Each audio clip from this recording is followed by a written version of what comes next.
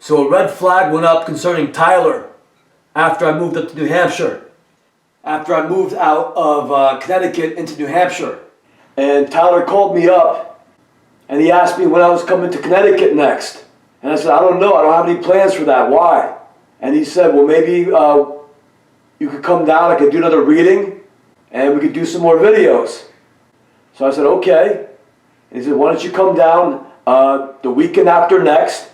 Come down on a Saturday night, because I have off Sundays, and I'll meet you after work about 8 o'clock at night, and then we could hang out that night, and you could crash at my house. And the next day we could go out and do another reading somewhere. I said, okay, that sounds good. So I drove from New Hampshire to Connecticut. It's like a 3 or 4 hour drive. I got to Connecticut around 8 o'clock, and I met him on Main Street when he got out of work around 8 or 9 at night. And if I remember correctly, we walked around Main Street while I was recording him. And that became the footage for the video entitled, With More Heart. And I believe you can hear it at the end of the video. He's talking about, I know that you don't like going to bars, so I don't think that you want to go to a bar with me. But I have plans to go out with my buddies to a bar right now where there's an open mic. And I said, you're going to go out to an open mic right now? He's like, yeah. And I'm like, yeah, I kind of stay at bars, as you know, Tyler. I don't go to bars. Why don't we drive to your house? You can let me in your house, and I could crash. I just want to go to sleep. And he said, I don't know. I don't think my mom will like it. I said, all I want to do is go to sleep, bro. I'm not going to bother your mom or anything. I won't even go upstairs to where she's at. And he said, I don't know. I don't think she'll like that. I'll just meet you afterwards. I'm like, what time you be done? He's like, I'll be done in a few hours, like around 11 or 12. So this was the next red flag that 2 weeks ago, we made specific plans for me to drive up at this time. But he has plans to go hang out with his other friends on that very night. Now he could do this any other day. So why he wanted to go hang out with his friends and go to an open mic on the very night that I planned to go down there and hang out with him is beyond me. But what made it even worse is he wouldn't even let me in the house. He wanted me to sit on a park bench on Main Street from 8 or 9 o'clock at night till midnight, waiting for him to go hang out with his friends. Real friends don't do that. Real friends don't say, come down and hang out with me on a certain night, and you drive 3 or 4 hours to go hang out with your friend, and he's like, I'm going to go hang out with these other guys, but you can sit here on Main Street on a park bench for 3 or 4 hours while I go hang out with my other friends. And I won't even let you into the house where you can hang out there out of the cold and wait for me to get done. So that was the first red flag about Tyler Kerr and the people he had been hanging out with and how he does things. So I didn't say anything to him. So I ended up getting a motel. And the next morning I drove to his house at about 10 o'clock in the morning. And we went over to a park in New Milford. And I recorded him doing a few more readings. And then I drove back to New Hampshire. And I would edit the video, add music. And I would always take the videos and put it on flash drives. And then the next time I'd see him, he would download the video off the flash drive onto his computer. And we also used a website called SoundCloud, where I would upload videos and then he would download them and put them up on the internet. So at that time I started noticing that he was putting up videos that he had been doing with his buddies over there. And some of these videos were very weird. And one was this remake of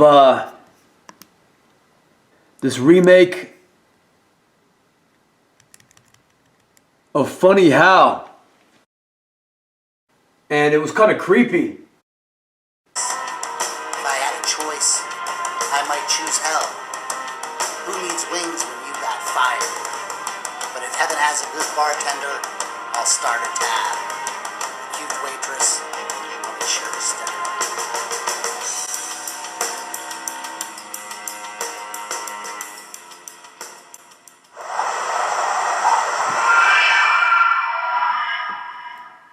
So in the original version that I recorded him doing, I had recorded him doing this video.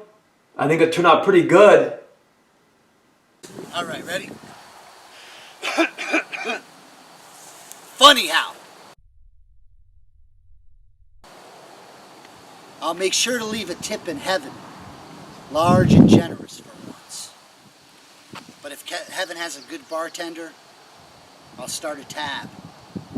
A cute waitress, I'll be sure to stiff her. He kind of has this natural smile, and you kind of think that there's two meanings to stiffer, which is one, I'm going to stiff her on the tip, which means I won't give her a tip. The second meaning is I'm going to stiff her like I'm going to go out and have sex with her. But in this one, there's even a third meaning. He'll be sure to stiff her. And he has this real creepy smile at the end. And as you know, a stiff is a slang word for a corpse. So I don't like that at all. And it's done by a guy named Junk Art. And so I would kind of warn him, like, I'm not going to live your life for you. And you can hang out with who you want to hang out with. But you have to be real careful who you hang out with, Tyler. Because I know that I'm surrounded by a bunch of assholes that go out of their way to try to get in my life. So I would warn him about that.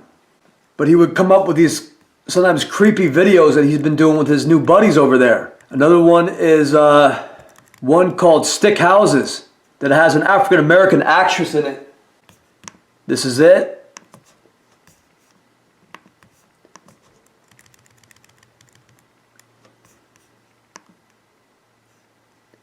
Her name is Camila Brown. Video by Johnny Parks. It starts off that she sees a broken flower and she tries to fix it. She tries to stand it upright, but it just falls over again, so she uproots it and then she buries it. And then there's a very weird scene after this that has her tacking petals, I guess, from this flower against a wall. But if you look at the wall has a very strange texture to it. It doesn't look like any wall that I'll be familiar with.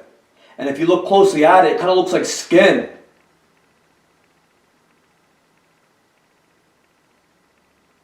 And she has taken petals and taken thumbtacks and she is sticking it into this weird wall that resembles skin, while he's saying her sharp needles always bleed.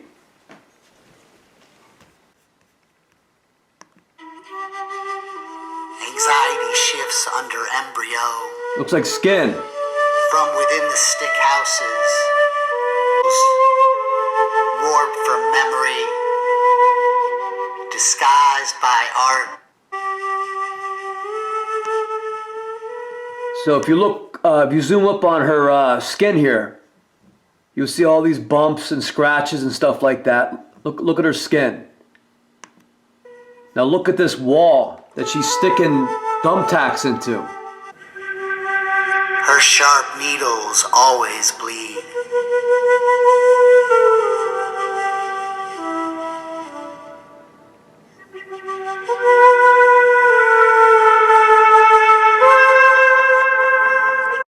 So I guess her sharp needles will always bleed if she's taking needles and sticking it into somebody's face.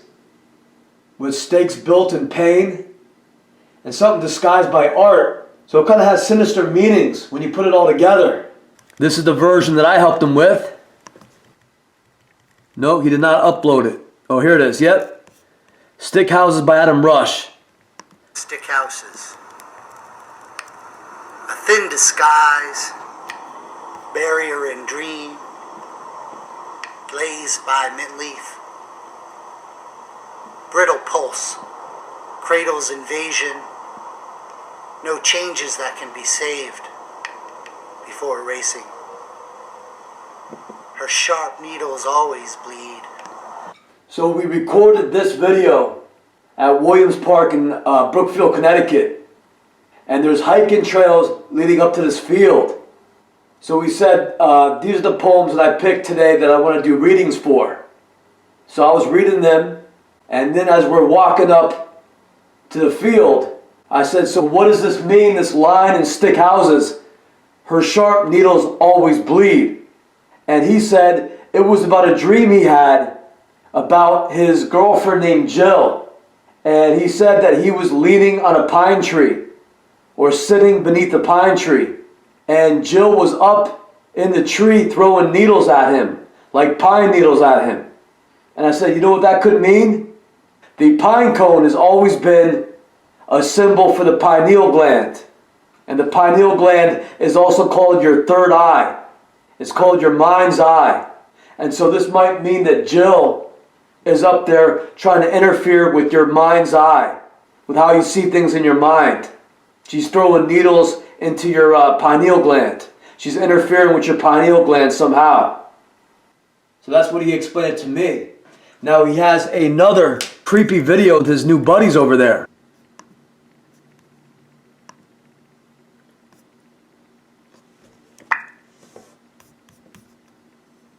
Optical therapy. Snow angels, amazed with sky, wooden fence, things taken for granted, quiet immunity in freedom. Dusk came, lights elude darkness, candles were kept, reclaimed by love, universal language, touching sentiment, shared crowd. They stroked a calm fire, marking milkmen and storytellers.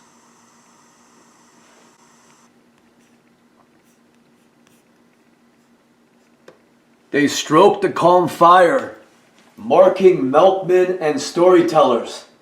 So basically the red flag that went up, the first red flag was me getting sick every time I went to go see the kid from about 2008, 2009, all the way up to about 2012. I would get physically sick every time I would go hang out with this kid at his house. The second red flag was helping this kid with his videos, basically creating all the videos for him. All he had to do was kind of do his reading there. I did all the work.